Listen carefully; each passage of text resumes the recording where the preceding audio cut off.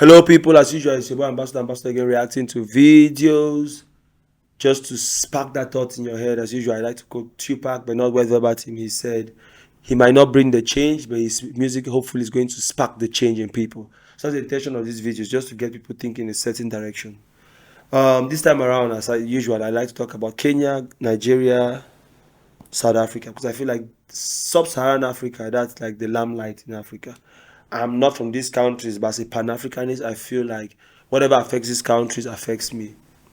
So, the satire of the Nigerian case study, which all Africans should be looking at. Well, after the almighty divine being and our revered president, the most gloriously important individual in all of Nigeria is undoubtedly the First Lady, Golden Globes of Africa, Her Majesty Oluremi Tinubu. Truly, her presence is so vital to the well-being of the nation that her extravagant globetrotting must be regarded as a most prudent and necessary investment. It appears our esteemed Nigerian government has once again demonstrated its unwavering commitment to fiscal responsibility and the prudent management of the nation's scarce resources. While the government has tirelessly lamented the chronic inadequacy of its revenue, it has somehow managed to scrape together a staggering 473 million naira to sponsor the trips of our beloved First Lady, Oluremi Tinubu, to the United Kingdom, Mozambique, and Ethiopia in the year 2024. Truly, this is the epitome of sound economic stewardship. One can only imagine the level of careful deliberation and foresight that went into allocating such princely sums to ensure the First Lady's comfort and convenience during her globe-trotting adventures. And the icing on the cake, the government's plans to borrow a mere 6.6 trillion naira to plug the budget shortfalls. Clearly, this is a testament to the administration's unwavering commitment to fiscal austerity and the overall well-being of the Nigerian people. Bravo, Nigerian government. Bravo indeed. Here's the breakdown. The sum of 200.2 million naira was spent to sponsor the First Lady's trip to Mozambique in March 2024. The Nigerian government spent the sum of 126.2 million naira to sponsor the trip of the First Lady to London, United Kingdom. The amount was equivalent to $83,967 in March 2024. Another sum of 144.5 million naira was spent to sponsor her trip to Addis Ababa in Ethiopia.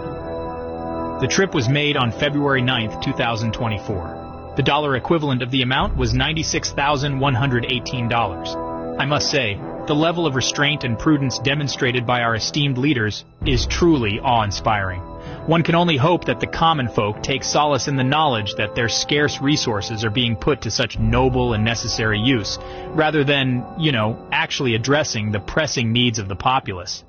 I just call it the satire, right? There's so many things in Nigeria which I feel like it's just a standing satire in front of our faces. Like, first, why don't they have a critical mass? Nigeria has it's a very rich country, fuel-wise, population-wise, human resource. Nigerians are everywhere in the world, but for some reason they don't have a critical mass. Their middle class is very thin.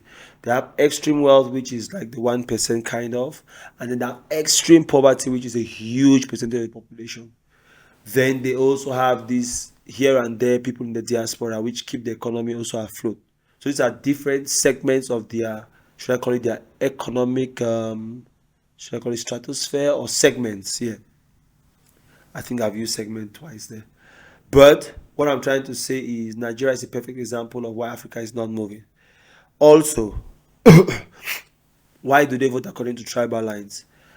I don't know if it's written somewhere in their constitution, but the understanding I get from talking to Nigerians is they have this kind of rotation system where an Hausa man goes, a Yoruba man goes, and an Igbo man, no, not Igbo, let me say Easterner, because Igbo people have not really ruled Nigeria since the Biafran War, but people like Goodluck are from the East, but they're not Igbo.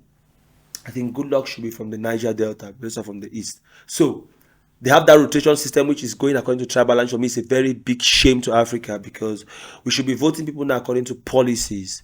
What are their arguments they put forward? What are the plans they have? No longer tribal lines. But to imagine that officially people have this kind of rotatory system which is according to tribal lines is a shame to Africa.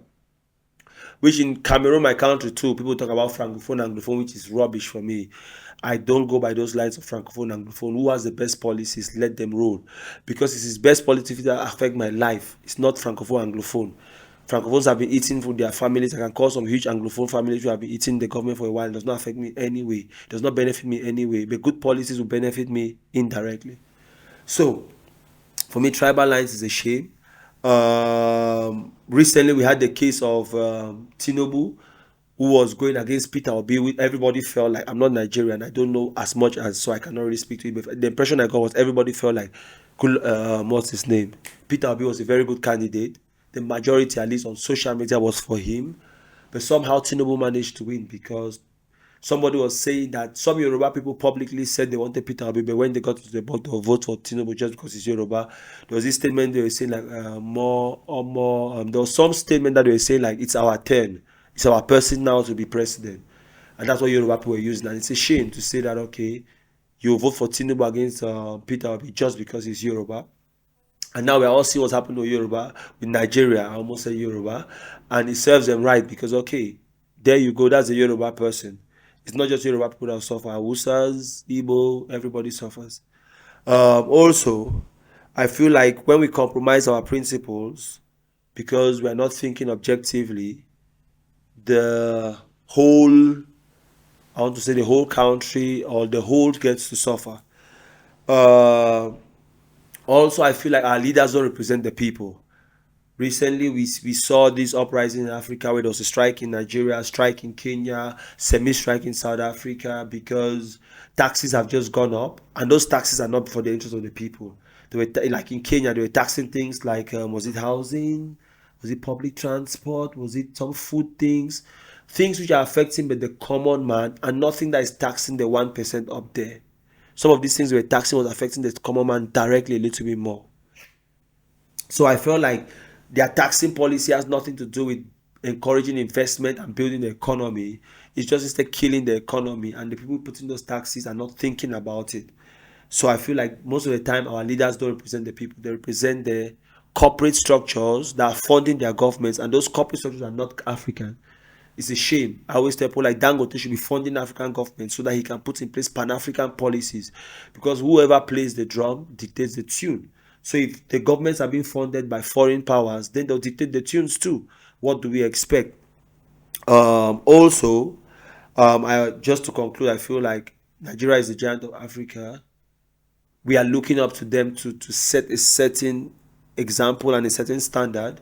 I'll keep on talking about it. Some will insult in the comment section like, don't talk about us, it's not your business, you're not Nigerian. I'm African. Nigeria has a significant role to play in Africa, and I'm going to talk to everything concerning Nigeria as a Pan-Africanist. As usual, it's your boy Ambassador. I'm out. Like, share, subscribe. Just my opinion.